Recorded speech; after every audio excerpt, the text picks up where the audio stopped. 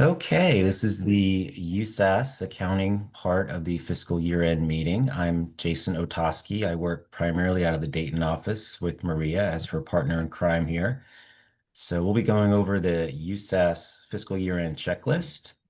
I do want to point out a couple things. Any questions, you can go ahead and put them in the chat. Hopefully my teammates will help me answer those as needed. You can also unmute and ask questions. That's not a big deal. I do want to point out a couple things on our website. So under training videos, as Maria pointed out, there's a YouTube Fiscal Services channel. We have a lot of good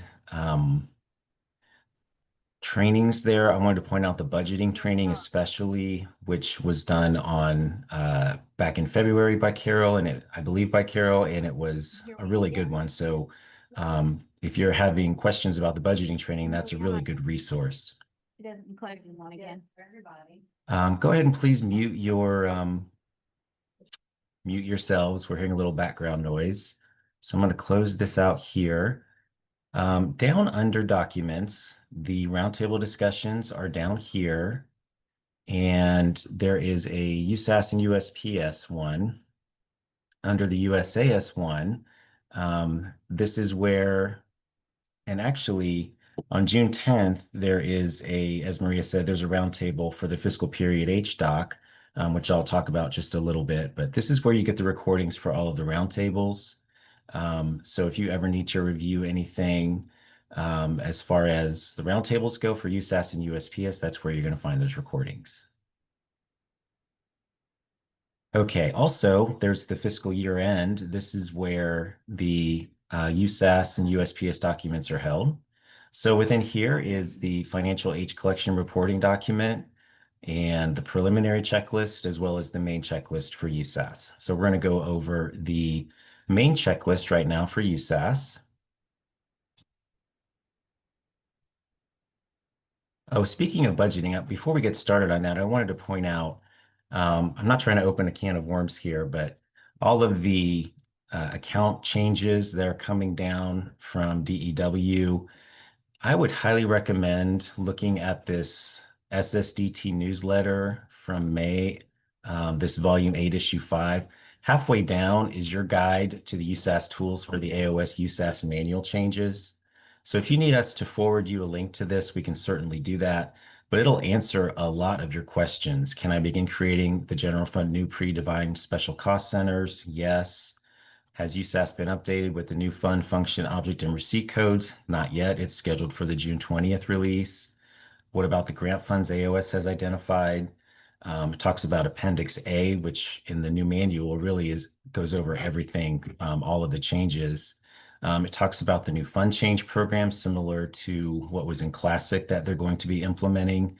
So again, I would highly recommend looking at this newsletter. It's got a lot of good links in it, and it can answer you a lot of your questions about the changes coming up. So if you need a link to that or did not receive it, just let us know. We can forward that to you. Okay. So we are going to look at the fiscal year end checklist here for 2025. And as Maria said, our table of contents is clickable. It's a little interactive. So if you want to go straight to the fiscal year and closing part, you can click on it and it'll take you right to that part. So just keep that in mind if you're viewing this online.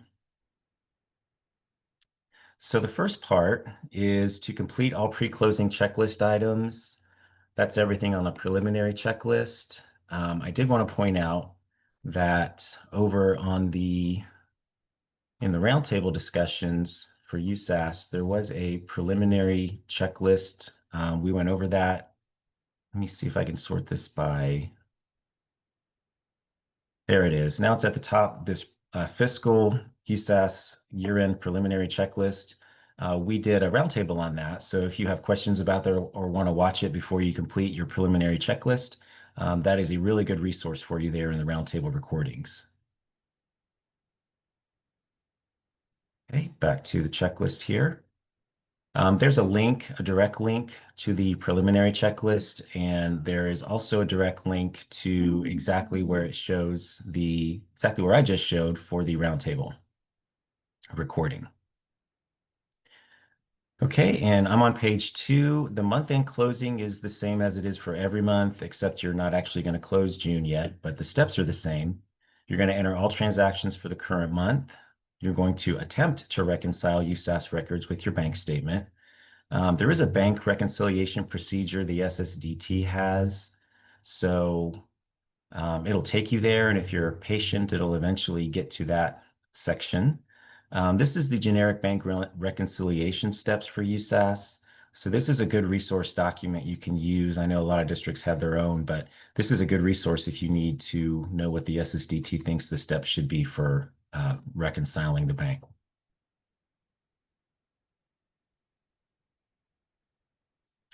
Okay, and then under the periodic menu, you can select the cash reconciliation to enter your cash rec for the month of June. This is normally optional for the other months, but it is mandatory for June. So I'm in our test account here under periodic, the cash reconciliation. Um, Again, it's a test district, so it's not always going to look as yours would, but they have December 2025 done. But in order to move forward, you would need to hit create, choose the correct fiscal year, make sure it's June 2025 for that month, and then fill in the rest of the information and save it. So you at least need to have the June cash reconciliation in there. Okay. Number 3, generate the SSDT cash summary report and the SSDT financial detail. It's recommended by the SSDT to run the canned version of the financial detail report. It runs a little faster than the template reports. So canned reports can be found by going to reports and running them from that list. And we have a screenshot here of that. So, normally on your home menu, you have SSDT reports down here. So the not the canned reports, what do they call the other ones? The template reports are in the home menu. So the financial detail is here, and then you would also find the cash summary up here. But they're saying go ahead and go to the reports menu to get to your canned reports. This financial detail here runs a little faster and is a little more robust. So they're saying run the financial detail from here, then do the cash reconciliation from either your home menu, or you can go to reports and go to report manager. And here is also a list of the same reports you saw in the home menu. You can also do a quick search for certain reports, and then they'll come right up and you can run them by clicking the down arrow here. So those are your options on getting to those reports.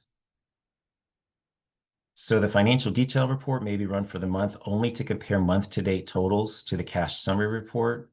Compare those totals. They should be identical, and assuming they are, then that means you're in balance and you can proceed with the next steps. So number 5 on page 3, manually run and review any other desired reports. The monthly report bundle will automatically run when the posting period is closed. Verify all previous posting months, July through May, have been closed, but do not close June at this time. So under posting periods, if you go to core and click posting periods, so you can tell what is open and what's closed in the open column. Obviously, anything that's true for open means it's open, and anything that's false means it's closed. Same with the current column. Anything that is true means it's the current month. All the others are false, meaning they are not the current month. So I always think this is kind of backwards, but when you hover over a folder, it tells you what it's going to do when you click that folder. These are closed and these are open, so you might think, well, this is to open and this is to close. But if I was to hover over and click this button, it would actually close June. Whereas if I was to hover over this open folder, it would actually um, open that month because it's currently closed. So when you're ready to close June, you're going to go ahead and click this folder. But the part of this checklist here is saying make sure all the previous months are closed. And if they're not, you have to close them and let the reports run to get ready to close June, which also closes the fiscal year.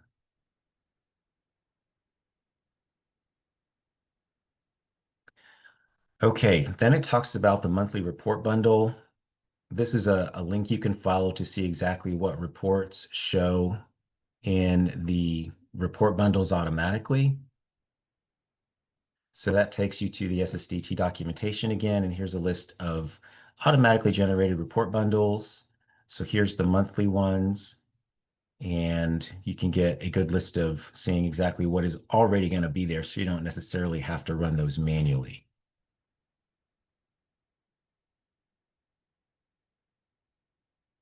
Okay, and then we have the next part is setting the estimate versus actual variances to zero. This is optional. This used to be called SetVal in Classic. Not all districts run this. There's a link to documentation about it if you want to take a look at that. Um, the important notes, they didn't want to make it a formal part of the software. It is just an option if you choose to do it. You'll have to download and install these mass change definitions, and we could help you with that. The use of this mass change definition, these two will alter the USAS budgeted versus estimated figures and prevents the reporting of variances to GAAP via USASR. So the auditor's office does not interpret the statutes to say that this needs to be done. And if you decide to do this, you will need board approval before moving forward with it. So just a couple things to keep in mind about it. Okay. And then it says you may also run the financial summary by fund report to see which functions are in the negative. This will allow you to see which ones will need to be changed if you choose to run the setting estimate versus actual variances to zero process. Okay. And then still on page 3, we get to the actual fiscal year and closing part. Under the periodic menu, again, it says confirm the cash reconciliation for the current period June has been completed. That's a required step. Then also under periodic is the select the civil proceedings program to enter any existing civil proceedings. If you don't have any, you can ignore the warnings that will come up and it will not impact the period H financial collections. So it's just a warning message as a reminder to review. So if you did have any civil proceedings to enter under periodic, you simply go to civil proceedings, click the create button, and then enter the fiscal year and all other pertinent information and save it. And if there were any others in there from the past, they would also show up here.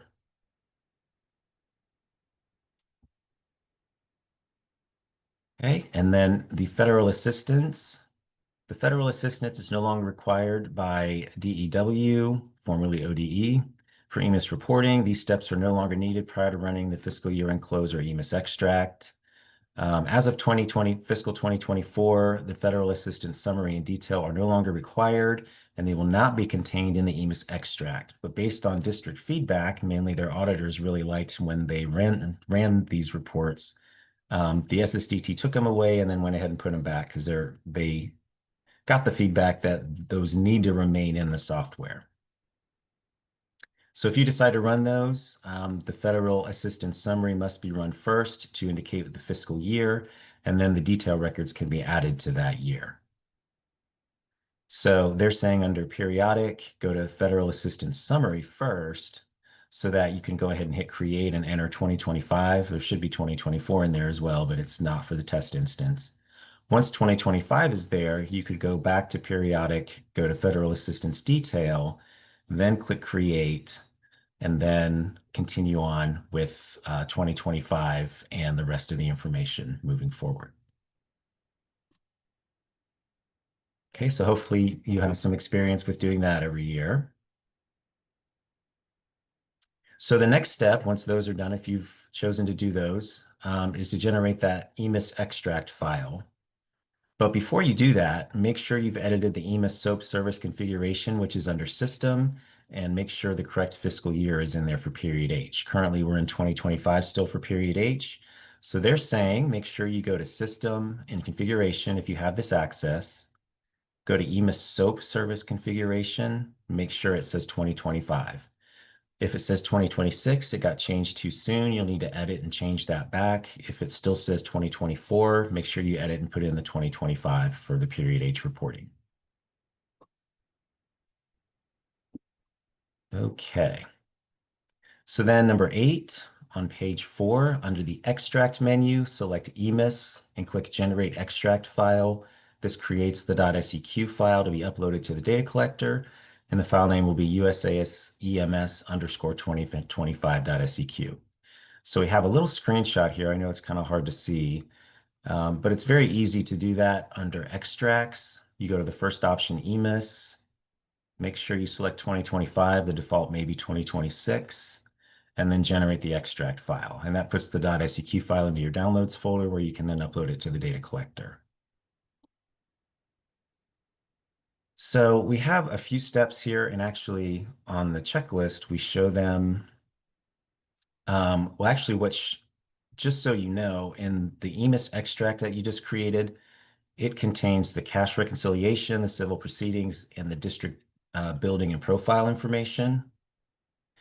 So what's not included is everything that the data collector pulls through the SIF connection: cash expenditure, revenue accounts, account data, and OPUs. So warning messages may be issued if the cash reconciliation and civil proceedings program have not been completed. Make sure the cash rec is done. Of course, civil proceedings are optional. So we have a note that level 2 reports in the data collector simply mean that DEW has not received the file yet. That will show until the certify and submit has been done. So you can look at the level 1 prepared data, and it's okay if that shows up. It's not an error. It says the submission process for EMIS is under district control. An authorized person will need to upload that extract file before running the data collection process. The current period H financial collection opened today, and it goes all the way through August 30th. So we do have that fiscal 25 EMIS financial H collection reporting document, and we're actually going over this in detail at the roundtable on June 10th. But I did want to show you, if you scroll down a little bit, sorry for the fast scrolling, we have a lot of the same information here that's on the checklist, but then it shows you where to go in the data collector to upload the .seq file. So it would be under data sources, other data sources. It's a little easier to see exactly in the data collector itself. I do have a district open here. I did, but it timed out. Let me get back into that. So you have your .seq file in the downloads folder, and if you're the one who does this process, it's fairly simple. You're going to go to your data sources on this tab here. You're going to click other data sources under data sources. Make sure you are on the financial H line. Go all the way over here to manage. This is where you upload the new file. You can check mark this one if there's already one in there and delete it. Or if you choose to leave it in there, that's fine. The data collector always chooses the file that has the latest date. Some like to leave them in. I prefer to delete them and then upload the new one. So you would click upload and then browse for the file and upload it into there. Once that new file is in there, you go back to collection requests. Make sure you're in your data set H.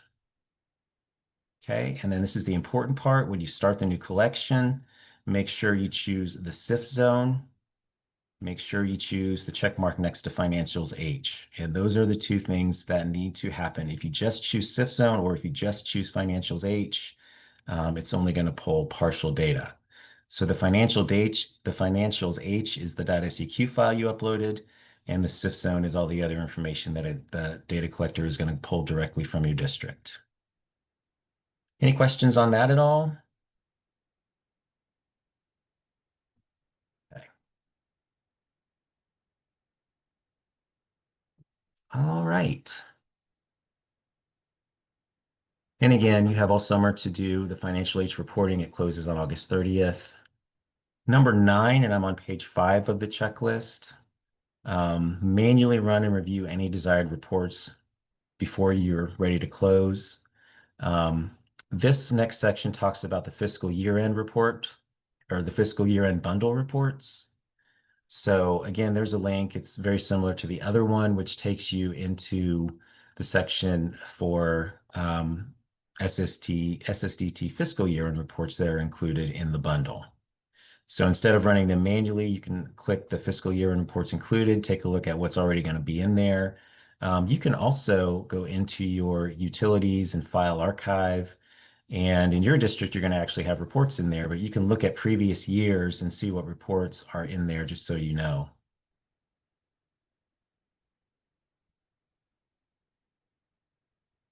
Okay, so create the July 1 posting period if it's not already created. So under the core menu, click on posting periods, then create, then select July, enter 2025, but don't make it current.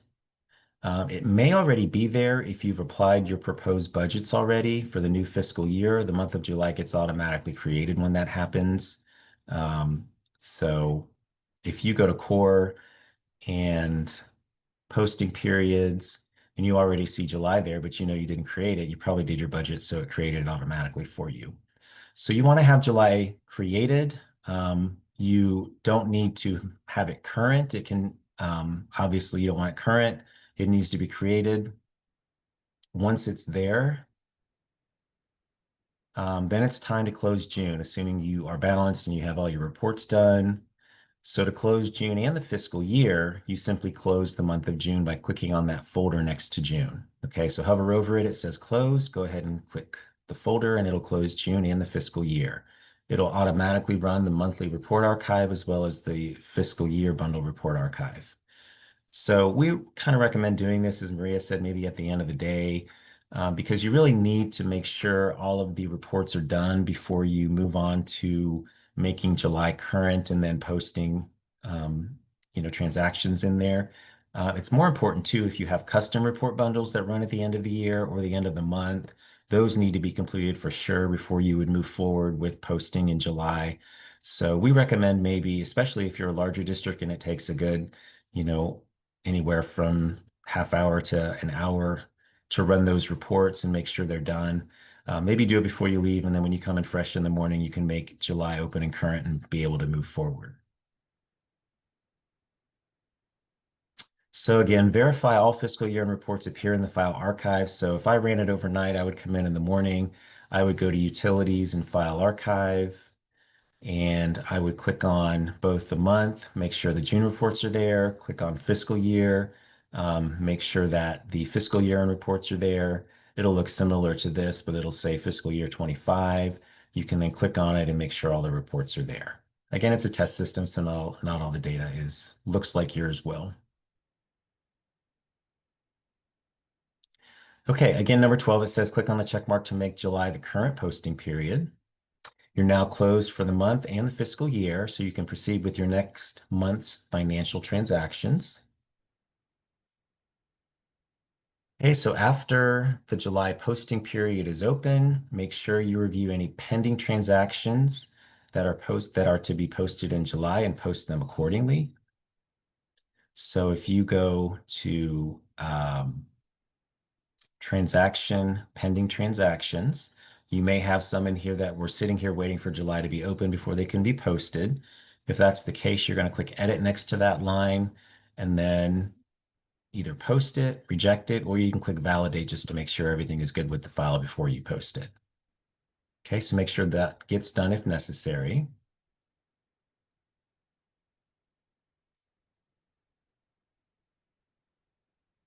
Okay, and then post fiscal year end closing. If you plan to use the WebGap system for the GASB 34 reporting or to access the legacy cash reports, then go ahead and continue with this next step. It's a pretty simple one. You're going to run the gap extract to create the gap export.txt file for uploading into the WebGap system. So we have a screenshot here, and I'll show you in the demo also under extracts.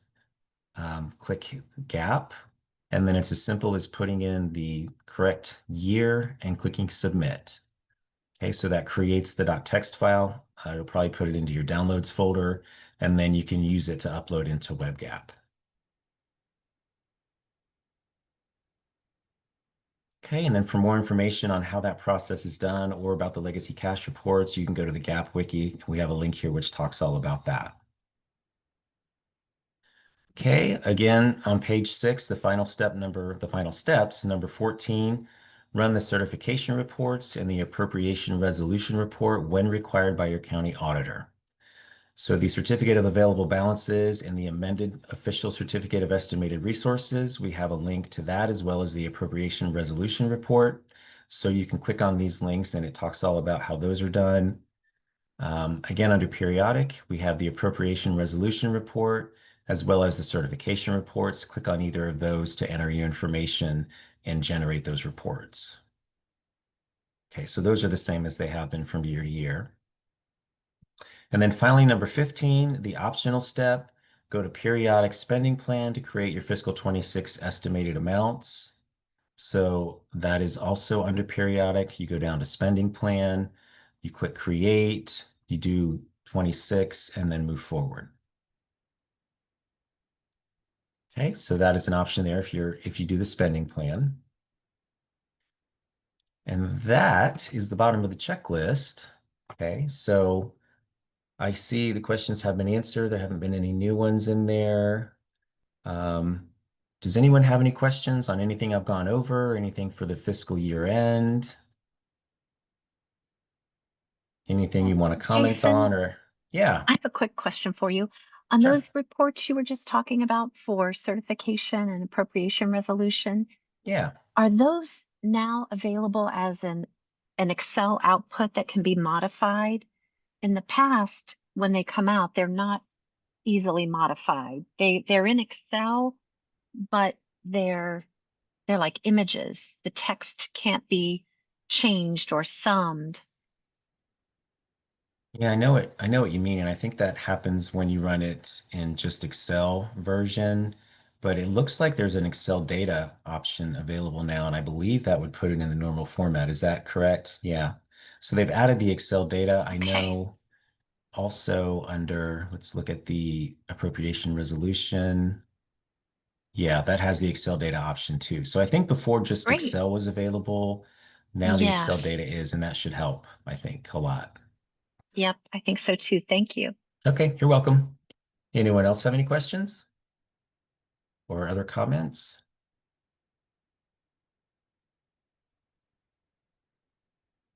Hey, well, we appreciate your time today in both the USAS and USPS checklist meetings. If you have any questions, send an email to redesignhelp@metasolutions.net to create a ticket. You can also give us a call, of course, anytime. We're glad to help, glad to talk to you, and have a great fiscal year end, a great summer. And make sure you join us at our roundtables coming up the first Tuesday or second Tuesday of every month. Next one's on June 10th. So we hope to see and talk to you soon. Thanks a lot.